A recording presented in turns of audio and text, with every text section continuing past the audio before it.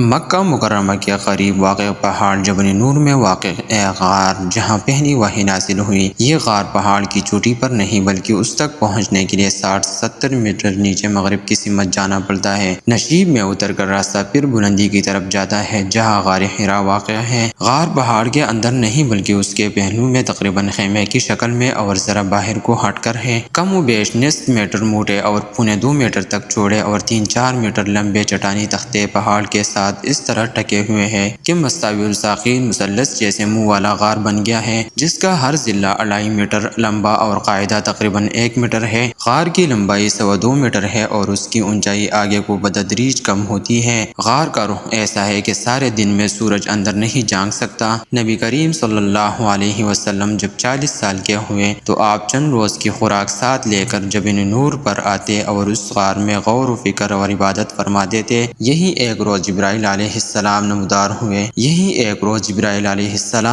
ہوئے اور نبی پاک صلی اللہ علیہ وسلم پر سب سے پہلے وحی نازل کی، جس کے ذریعے باری تعالیٰ نے آپ صلی اللہ علیہ وسلم کو نبی آخر الزمان مبعوث کیا۔